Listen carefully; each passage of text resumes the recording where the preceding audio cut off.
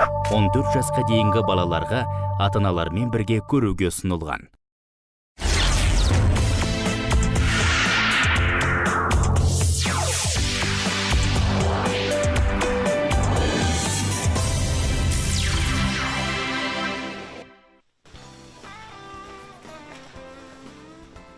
Қайда барғалы жатырсың? Жарнамаға түсуге. Арманым орындалды әйтеуір. Кастингтен өттім. Құтты болсын. Жұмысшы. Мына көліктерді кім істейді? Мен ауырып қайтып кетті дей салшы. Не жарнама ол? Не істейсің онда? Режиссердің айтуынша бір жас жігіттің рөлін сомдайын. Бір қызық нәрсе айтайын ба? Айт. Жарнамаға тек қана іш киіммен түсем. Қой, соған келістің бе сен? Иә, онда тұрған не бар? Ертең ақ танымал болам. Қолтаңба сұраған көпшілік, соңымнан жүгірген қыздар. Түу, шіркін, керемет емес пе? Сол жағдайға жету үшін мұндай әрекетке барудың еш айыбы жоқ. Ой, сен де қатырсың. Туған туыстар не дейді? Ұят емес пе? Халықтың алдына шыққан соң ұялмайтын нәрсемен шыққан дұрыс қой? Ұят ештеңесі жоқ. Әлі ақ атақты болам. Сол кезде осы сөзің үшін өзің ұяласың. Ассалаумағалейкум ағайын. Атақты болғым келеді. Атақты болу көп адамның арманы. Тіпті сол үшін әдепті ұмытып, ар ұяттан аттайтындар да кездеседі. Мақсаты танымал болып, ел алдында жүру. Ал бірақ атақсыз ақ абыройлы болып, айналасына пайдасын тигізіп жүрген жандар да бар. Ендеше атақ құмарлықтың себебі неде? Атақ пен абыройдың нендей айырмашылығы бар? Бұл сұрақтардың жауабын осы бағдарлама барысында іздейтін боламыз.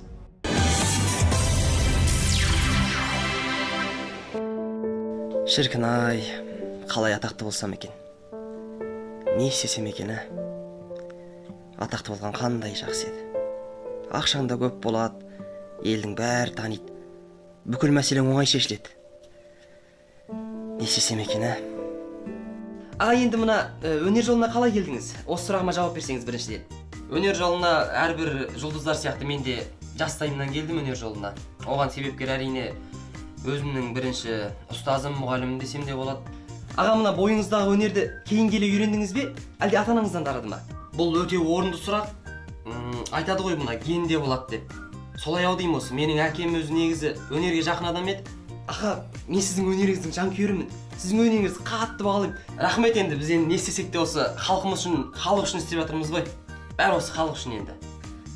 Ал енді құрметті қонақтар, қошеметтеп отырсаңыздар, әсем басың әбәдемі, мүсініңе шаққана, шиедейін еріндерің, қызарып тұр шоқтана.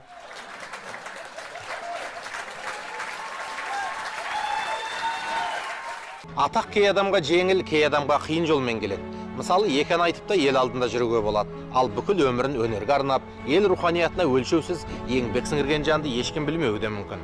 Алайда бар мәселе жұртқа танылуда ғана ма? Бұл әр адамның ішкі сүзгісіне байланысты. Тойда тілек айтудан бастап, ел алдында өнер көрсетудің де өз ләззаты немесе машақаты бар. Илон Масктың әлемдік метро деген жобасын оқыдың ба? Жоқ. Ол не тағы? Илон деген кім? Илон Маск деген өнертапқыш инвестор. Ол 2013 жылы 58 беттік жоба жазып шыққан. Әлемдік метро деп аталады. Егер ол іске асатын болса, небәрі $20 әлемнің кез келген түкпіріне бара аласың. Мына біздің жөндеп жатқан көлік, пойыз, ұшақ дегендер түкке де керек болмай қалады. Мүмкін емес. Қалай сонда? Пойыздар диаметрі 23 метрлік капсуланың ішінде болады. Жылдамдығы 1220 шақырымға дейін жетеді.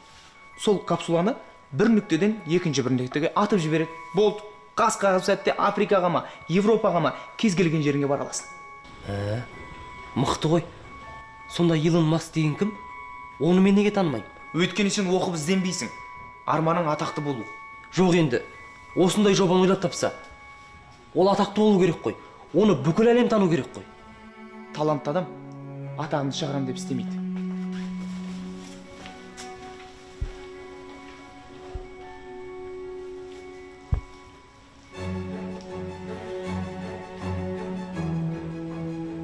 Адамның абыройлы болуы еңбегіне байланысты. Жақсы мамансыз ба? Онда айналаңыз, ортаңыз сізді бағалап, құрметпен қарайды. Кім өз ісінің нағыз маманы болса, атақ абырой сонда.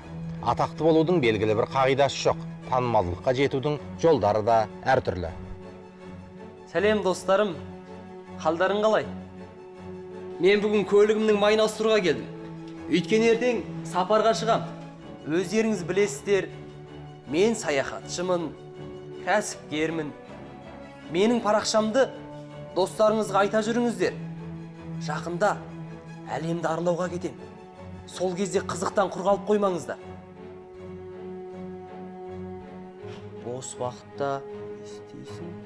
Бос уақытта түрлі кітаптар оқығанды жақсы көрем. Мысалы, өткенде Илон Маск деген жазушының кітабын оқып шықтым. Ол жерде метро туралы айтылған. Сол метроны көруге Африкаға барсам дей. Арман, Илон Маск жазушы емес. Сосын ол Африкада тұрмайды. Батыр, қойсайшы, көрермендер не ат болды ғой? Көрермен деп қоясың. Бар болған сол 10 көрермен шығар. 10 емес, одан көп. Көрсетші кәне. Айттым ғой 8-ақ адам. Өзіңді бір атақтымын деп ойлайсың ғой деймін. Сені бәрібір ешкім танымайды. Мә. Қойш, сен де бір.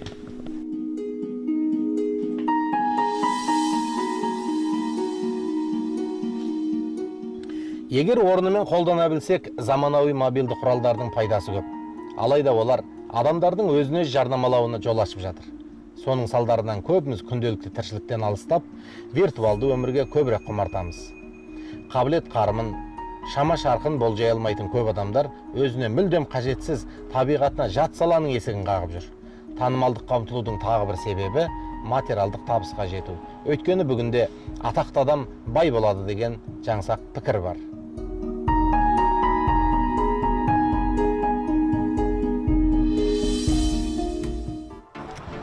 Танымал болудың пайдасы туралы айтып берсеңіз? Танымал пайдасы көп, оның бәрібір. Атақты болу, танымал болу деген енді өзіңіз де алдағы уақытта түсінетін боларсыз. Мысалға, қалталы кісілер бізге демеушілік істеп тұрады. Тіпті бар ғой, бір кезекте тұрамыз ғой мекемелерде, сол кезде бізге танып, ой, сіз ана жұлдызсыз ғой, сіз актрисасыз ғой деп бізді кезектен өткізіп жүретін уақытта болады. Сол енді пайдасы көп, айта берсең, ол атақты болуды білесіз ғой. Өнерге енді қадам басып келе жатқан жас таланттарға берер кеңесіңіз? Ой, ол кезеңнен өзіміз де өттік. Егер адамның ойында өнер болса, ол бәрібір де бір жерден шығады, бір биікке жетеді. Енді тоқтамау керек, оларға жұмыс істей беру керек, өнерін шыңдай біле беру керек. Бәрібір еңбек етсе, өнерлі болса, ол ертең жететін жеріне жетеді. Шығармашылығыңыздан қандай жаңалықтар күтейік? Бұйыртса шығармашылығында жаңалықтар көп. Күтіңіздер әрине де, ол келесі жылы үлкен мега жобаға қатысатын боламын. Ол құпия болсын, ал әзірге осы келесі аптадан бастап толық метражды фильмнің түсіріліміне қатысамын. Сол оның қорытындысы осы жылдың күзінде дайын болады. Жақсы, рахмет сұхбатыңызға, шығармашылығыңызда. Атақты болған жақсы ғой шіркін. Елдің бәрі таниды. Ақшаң көп болады. Бүкіл мәселең оңай шешіледі. Не істесем екен, ә?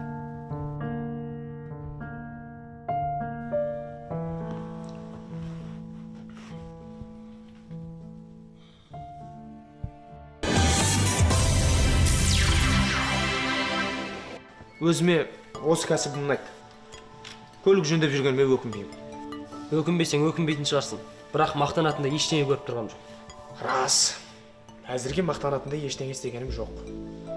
Бірақ түбінде бір көлік ойлап табам. Сол үшін осы бастан еңбектену керек. Ал сенші? Сеніңше бұл уақытша жұмыс солай ғой? Әрине, маған ақша жинау керек. Мақсатым осы. Сосын өнер жолына кетем. Кейін танымал адамдармен селфи жасап, түрлі кештерде жүрсем ғой шіркін. Сонда әнші болғың келе ме? Әлде актер ма? Ол үшін де бір дарын керек. Дарын деген не ол? Қазір бәрін қолдан жасауға болады, қолдан. Сонда не үшін танымал болғың келеді? Енді атағым дүркіреп тұрса жаман ба? Ел сыйлайды, байлар үй сыйлап көлік мінгізеді. Қойшы сен де бір. Ол ілуде бір болатын нәрсе ғой. Сосын атақты болудағы бар мақсатың осы болса, онда сен бұнымен алысқа бармайсың, Арман. Әншілердің кедейі жоқ. Батыр, сен өзің дәулетті болғың келмей ме? Дәулетті болу басқа, атақты болу басқа. Сосын әншілікке арнайы мамандану керек. Менің білуімше сенде Димаштікіндей, Мейрамбектікіндей талант жоқ. Қазір бір-екі ән жаздырып, қымбатқа клип түсірсең болған атақты болуға болады. Ән жаздырарсың. клип түсірерсің. Сосын бір отырыста жанды дауыспен ән айтпеші десе не істейсің?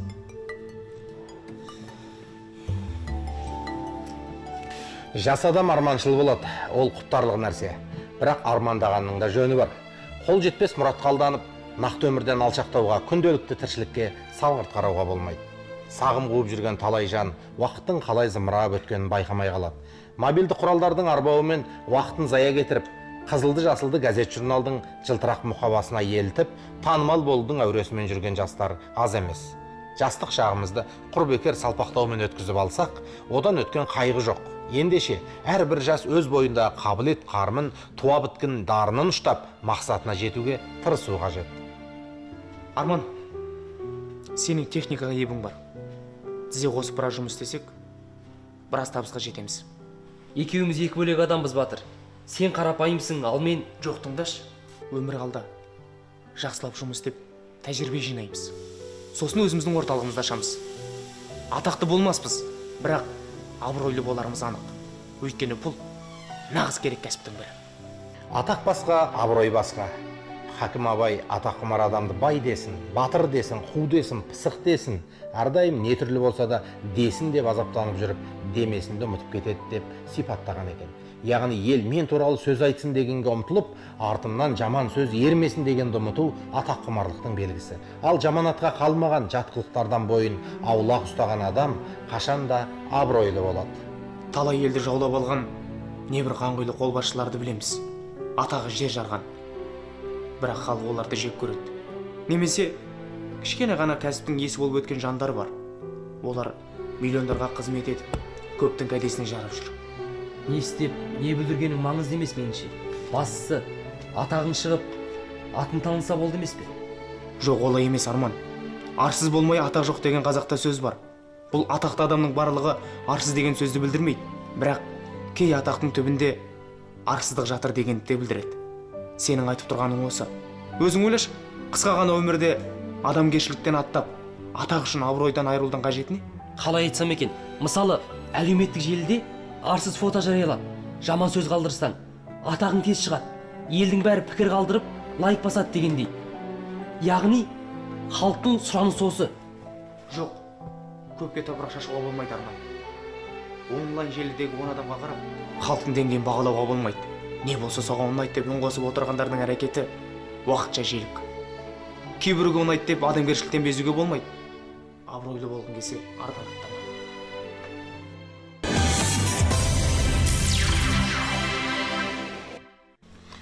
Тарихтағы Әл-Хорезми, Ньютон, Эйнштейн сынды ғалымдар еңбегін ел бағалаған абыройлы тұлғалар.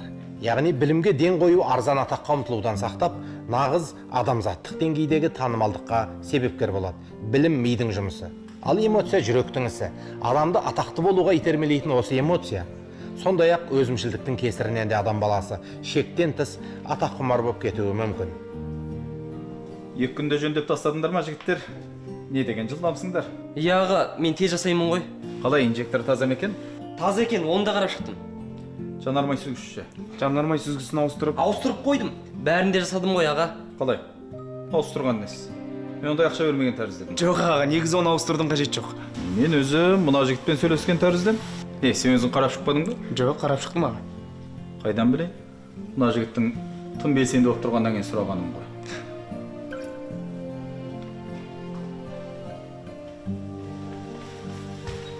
Ау, қайда барғалы жатырсың? Жарнамаға түсуге. Арманым орындалды әйтеуір. Кастингтен өттім. О, құтты болсын. Ал жұмыс ше, мына көліктерді кім істейді? Мен ауырып кетіп қалды дей салшы. Жоқ, Арман, өтірік айта алмаймын. Бастықтан өзің сұрады. Айта салшы енді. Арман, бар жамандық сол өтірік айтудан басталады.